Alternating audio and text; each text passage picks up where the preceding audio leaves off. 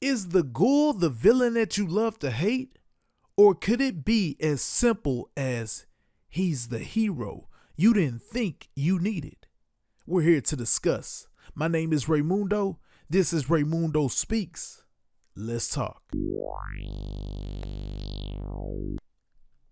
Merciless or is he? Let's talk about episode 4. He comes across Roger, who he appears to know from the past, and he's turning into a feral ghoul because he doesn't have the serum to keep him in that status temporarily from completely turning. My name is Roger. Hey, Raj. Hey.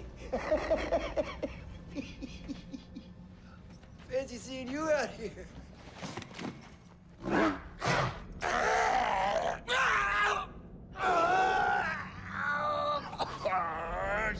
Shit. How you feeling? No.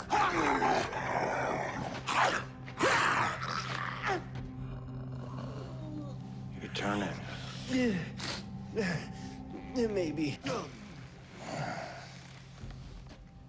Say, you remember how good food used to taste? Blamco mac and cheese. Ice cream and apple pie. So the ghoul recognizes this, and he brings up a conversation about what food used to taste like. And he says, ice cream and apple pie. And Roger goes into deep thought. And it was during that time the ghoul took it into his hands to shoot Roger in the head. Now, I know it sounds cruel. I know a lot of people may say, that's inhumane, but you have to look at the situation that they're in.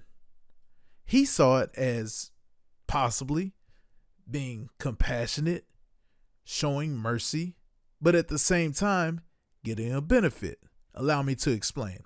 The mercy and compassionate part basically remove him from this misery that he's suffering. Take him out so he doesn't have to go full feral ghoul. The benefit? Well, I'll keep it G-rated. Butt jerky. But I'm pretty sure down the line he's had a butt burger, some butt sausage, perhaps some butt bacon. You know, that Hannibal Lecter line. Is it crazy in our universe? Absolutely. In theirs? Maybe not so much.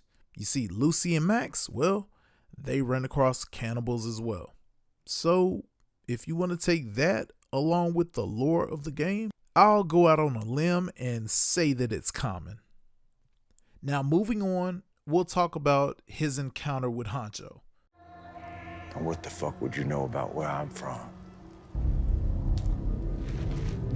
Well, that don't sound like gratitude, do it, boys? How about we put you right back in that hole so Don Pedro can have his fun with you for the next 30 years?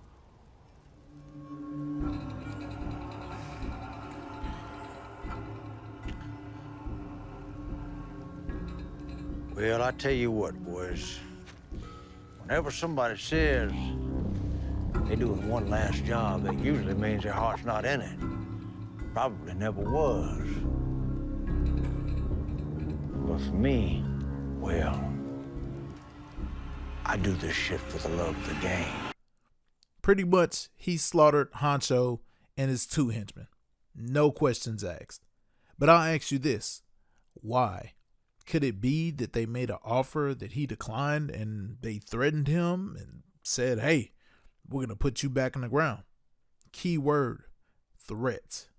The Ghoul is lived by a set of moral codes that have been sculpted by over 200 years of death, deceit, and greed. Does that necessarily make him a bad guy? In the terms of existence, well, you have to adapt to survive in your environment. And we can tell that in this universe. To me, it actually sounds like he had to do what he had to do.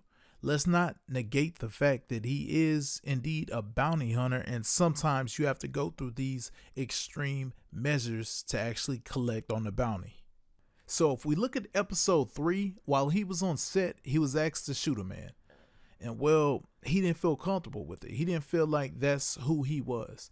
Emil pulled him to the side after they got through shooting and told him, imagine this. Imagine it's you, your gun, and your personal code.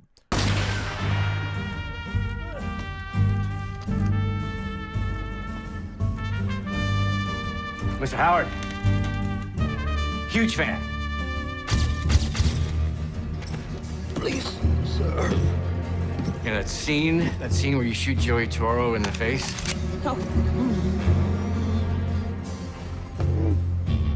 There's an old Mexican eulogy. Feo Fuerte y formal.